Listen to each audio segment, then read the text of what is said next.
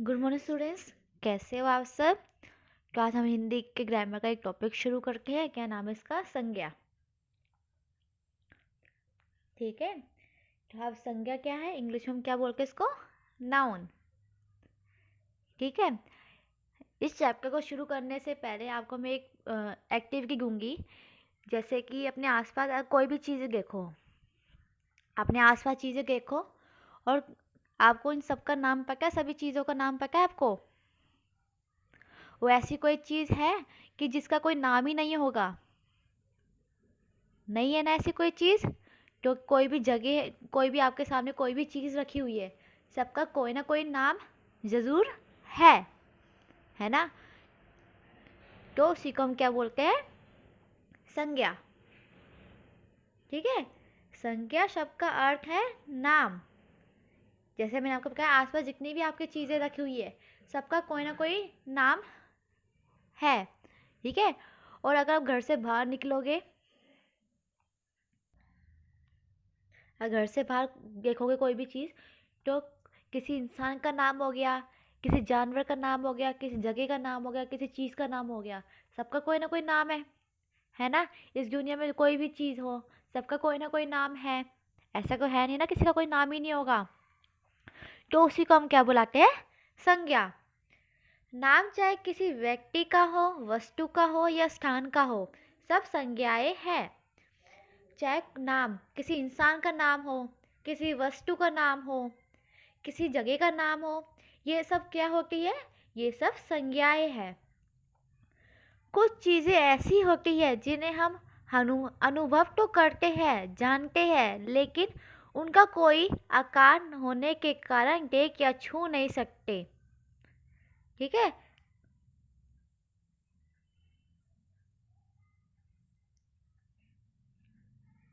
परंतु उनका भी नाम होता है। वह किसी का स्वभाव हो सकता है, मन का भाव या विचार हो सकता है, जैसे प्रेम, क्रोध, उदासी, सुंदरता आदि। जैसे कुछ चीज़ें हैं, हम देख सकते हैं उसको, लेकिन कुछ चीज़ें ऐसी है जिसको हम फील कर सकते हैं, उसका अनुभव कर सकते हैं। ठीक है। जैसे किसी का स्वभाव हो गया, किसी का बिहेवियर हो गया। कुछ चीज़ें ऐसी होती है जिसको हम छू नहीं सकते, देख नहीं सकते, लेकिन उसका भी एक नाम होता है। जैसे कि उदासी, सुंदरता, प्रेम, ये सब इन सब के नाम है, लेकिन हम इसको छू नहीं सकते हम। ठीक है। और ना और कुछ चीज़ों को हम देख भी नहीं सकते, बस उसको फील कर सकते हैं, उसका अनुभव ले सकते हैं। तो वो सब भी क्या होती है हमारी? वो सब भी हमारी संज्ञा कहलाती है। तो क्या डेफिनेशन बनी इसकी? किसी व्यक्ति, वस्तु, स्थान या भाव आदि के नाम को संज्ञा कहते हैं। ठीक है। किसी व्यक्ति का नाम हो गया, वस्तु का नाम हो गया, स्थान का नाम हो गया, भाव का नाम हो गया, ये सब क्या कहलाएगी? संज्ञा कहलाएगी। संज्ञा के भेद। अब संज्ञा 3 प्रकार की होती है। क्या क्या? जातिवाचक संज्ञा, व्यक्तिवाचक संज्ञा और भाववाचक संज्ञा। और जातिवाचक को दो दो पार्ट में डिवाइड कर रखा है, एक द्रव्यवाचक संज्ञा, एक समुदायवाचक संज्ञा। ठीक है। सबसे पहले हम किसके बारे में जानेंगे? जातिवाचक संज्ञा, जिसको इंग्लिश में क्या बुलाते हैं? Common noun. तो जातिवाचक संज्ञा क्या होगी? जो हम हर किसी के लिए एक शब्द से हम उसको बता सकते हैं, एक शब्द से उसके बारे में बता सकते हैं। जैसे कि मैंने बोला जानवर, यहाँ मैं ये नहीं बोलूँगी कि कौन से जानवर की हम बात कर रहे हैं। मैंने जैसे एक वाक्य बोला कि हमें जानवरों को नुकसान नहीं पहुंचाना चाहिए। ठीक है। अब यहाँ पे मैं ये नहीं बोल रही कि हमें कौन से जानवर को नुकसान नहीं पहुंचाना चाहिए, डॉग को नहीं पहुंचाना चाहिए, या फिर लॉयन को नहीं पहुंचाना चाहिए। कोई भी एनिमल हो गया, जैसे मैंने कोई भी एनिमल का नाम ले लिया, तो यहाँ पे जानवर है। जानवर मतलब कोई भी जानवर हो सकता है, चाहे वो डॉग हो, कैट हो, लॉयन हो, कोई भी जानवर हो सकता है। तो इसी को हम क्या बोलते हैं, जातिवाचक संज्ञा। ठीक है, जहाँ पर हम एक जने के बारे में नहीं बोलते, सबके बारे में हम बोलते हैं। जिन शब्दों से एक प्रकार के सब प्राणियों, वस्तुओं या स्थानों आदि का बोध हो, उन्हें जातिवाचक संज्ञा कहते हैं। मनुष्य, फल, गांव, नदी आदि सब जातिवाचक संज्ञा है। जैसे कि मुझे फल खाना है, मैंने ये बोला कि मुझे फल खाना है। अब मैंने नाम थोड़ी ना बोला कि मुझे एप्पल ही खाना है, मुझे ऑरेंज ही खाना है, मैंने बोला फल खाना है। कोई भी फल हो सकता है वो। तो ये क्या हो गया, जातिवाचक। ठीक है, जो ऐसे वर्ड्स, ऐसे नाम जो सबके लिए कॉमन हो, जिसमें हम किसी के ऊपर ये नहीं कह रहे कि हमें ये ही चीज़ चाहिए, तो सबके लिए कॉमन हो, उसी को हम क्या बोलते हैं, जातिवाचक संज्ञा। अगला है व्यक्तिवाचक संज्ञा, जिसको इंग्लिश में क्या बोला के, प्रॉपर नाउन। जिन शब्दों से किसी विशेष या एक व्यक्ति, वस्तु या स्थान का बोध हो, उन्हें जातिवाचक संज्ञा कहते हैं। जैसे सूर्य, हिमालय, महात्मा गांधी, भारतवर्ष आगे व्यक्तिवाचक संज्ञा है। अब जातिवाचक संज्ञा क्या है, व्यक्तिवाचक संज्ञा क्या है। व्यक्तिवाचक संज्ञा वो संज्ञा कहलाती है जिसमें हमें किसी भी व्यक्ति का, किसी भी वस्तु का या किसी भी जगह का मैं नाम बता देती हूँ। जैसे कि राम, महात्मा गांधी, ठीक है, दिल्ली, मुंबई, सूरज। आया समझ में, ये सब क्या कहलाएगी, प्रॉपर नाउन। किसी भी व्यक्ति का नाम, किसी वस्तु का नाम या किसी स्थान के नाम को ही हम क्या बोलेंगे, प्रॉपर नाउन। ठीक है, जहाँ यहाँ पे हम नाम बोल देंगे वो हमारा बन जाएगा व्यक्तिवाचक संज्ञा। अगला क्या है, भाववाचक संज्ञा, जिसको इंग्लिश में क्या बोलते हैं हम, एब्स्ट्रैक्ट नाउन। जिन शब्दों से किसी भाव, विचार, अवस्था या दशा आदि का ज्ञान हो, उसे भाववाचक संज्ञा कहते हैं। प्रेम, घृणा, बुढ़ापा, मधुरता, बुद्धि आदि भाववाचक संज्ञाएं हैं। अब भाववाचक संज्ञा क्या होती है, अगर हम किसी के भाव, किसी के विचार, किसी की अवस्था, किसी की दशा को हम बता रहे हैं, उसी को हम क्या बोलते हैं, भाववाचक संज्ञा। जैसे कि बुढ़ापा, यहाँ पे क्या अवस्था बताई गई है, कि बुढ़ापा बताया गया उसका। ठीक है, ये क्या हो गया हमारा भाववाचक संज्ञा।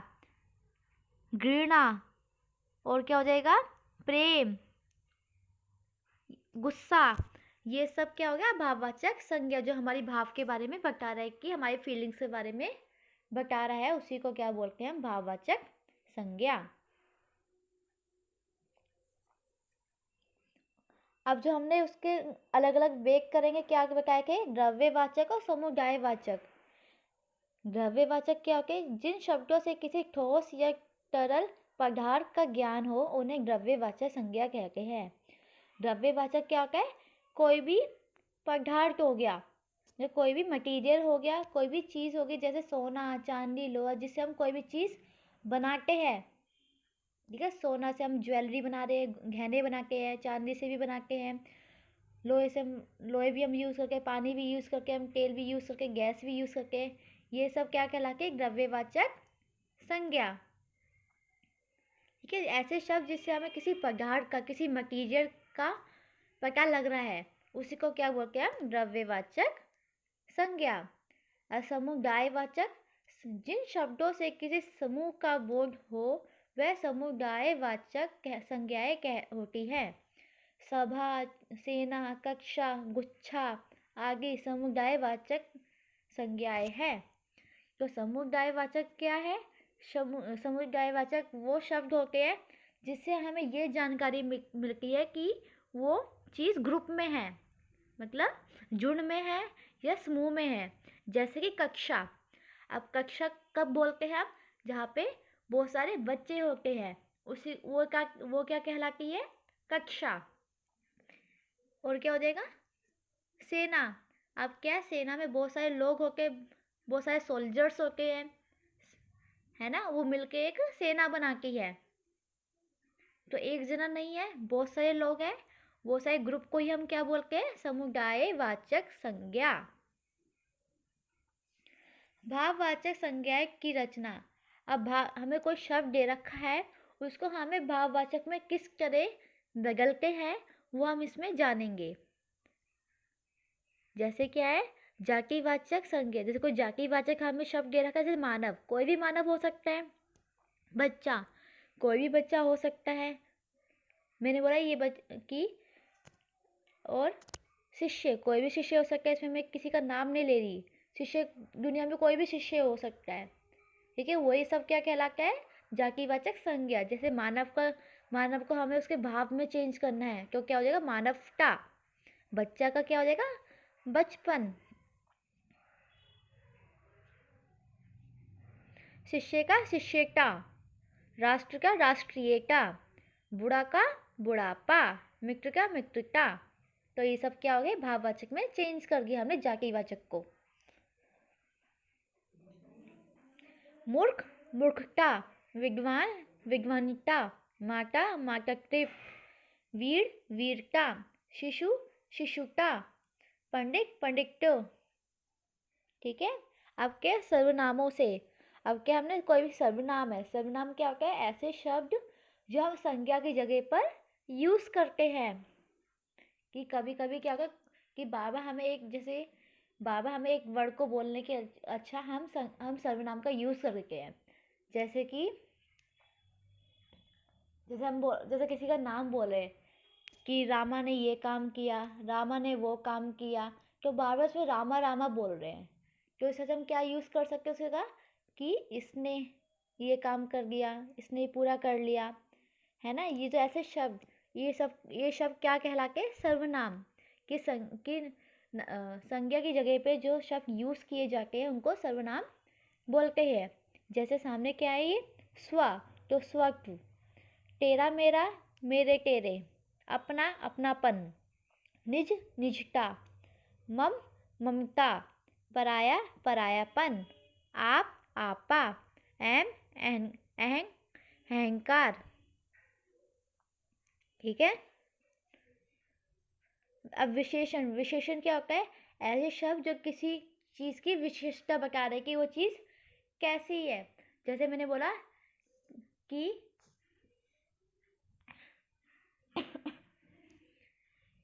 ये पुस्तक बहुत अच्छी है। ठीक है। यहाँ किसके बारे में बताया जा रहा है? कि पुस्तक के बारे में बताया जा रहा है। और क्या बताया जा रहा है? कि वो कैसी है? अच्छी है। तो जो ये अच्छा है, ये होता है विशेषण। ठीक है। जैसे कोयल मीठा घाटी है, तो इसमें किसके बारे में बताया गया है? कोयल के बारे में बताया जा रहा है कि कैसा घाटी है वो? मीठा। तो जो मीठा है वो क्या है? हमारा विशेषण है। तो विशेषण को हम भाववाचक में चेंज करेंगे। जैसे सव्य का सव्यता। लाल का लाली या लालिमा। स्वास्थ्य का स्वास्थ्य। सुंदर का सुंदरता। भला का भलाई। एक का एकता। सज्जन का सज्जनता। नीच का नीचता। चतुर का चतुरता। सरल का सरलता। पश्चिम का पश्चिमी। अनेक का अनेकता। ठीक है। अब आगे बढ़ते हैं। जैसे यहाँ पे रह गया बुरा का बुराई। घातक का घाट। हीन का हीनता। हिंसक का हिंसा। अब क्रिया। क्रिया क्या होता है? जब कोई भी इंसान कोई भी काम कर रहा है, उस काम को हम क्या बोलते हैं? क्रिया। जैसे कि मैं आपको पढ़ा रही हूँ, तो मैं यहाँ पे क्या काम कर रही हूँ? पढ़ाने का काम कर रही हूँ। तो क्या हो गया हमारा? क्रिया। और एग्जाम्पल ले सकते हो कि राम ब्लैक बोर्ड पर लिख रहा है। तो यहाँ पे राम क्या काम कर रहा है? लिखने का काम कर रहा है। तो वो क्या कहलाएगी? क्रिया। ठीक है। अब क्रिया को हमें भाववाचक में चेंज करना है। चलना का चाल। ढोना का ढुलाई। सजना का सजावट। पढ़ना का पढ़ाई। गिरना गिरना का गिरावट। बचना का बचाव। दिखाना दिखावा। लिखना लिखाई।